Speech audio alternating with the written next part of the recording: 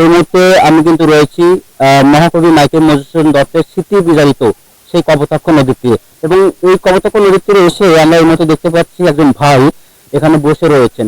এবং তাকে কিন্তু আমরা দেখতে পাচ্ছি তার দুটি পা কিন্তু নাই।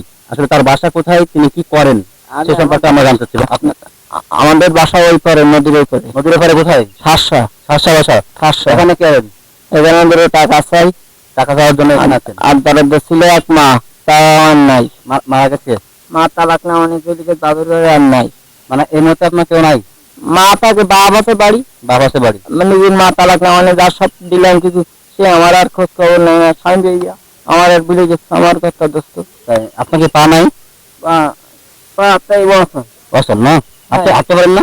না দোস্ত, হাঁটতে পারেন না? না না পারে না। দর্শক, এই মুহূর্তে দেখতে পাচ্ছেন এই লোকটি কিন্তু তিনি মানে হাঁটতে পারেন না পা দিয়ে, তিনি কিন্তু ওই দু হাত ভর করে চলেন। তো আমরা তার যে থাকে এক মা, আমার তাও নাই। তাও নাই? না মা থাকে আপন, বাপে নাই ভালো আছে, মা তোর তো সবকিছু আমরা আমরা এই মুহূর্তে আপনাকে কিছু সহযোগিতা করবো, আপনি কি নেবেন? নেবো। নেবেন? সত্যি নেবেন? সত্যি নেবো। মন খারাপ করবেন না তো? না না দর্শক, আমরা তাকে কিছু সহযোগিতা করবো, তিনি নেবেন বলে তিনি জানিয়েছেন। তো আমরা তাকে কিছু সহযোগিতা করছি। আপনাকে অসংখ্য ধন্যবাদ জানাচ্ছি।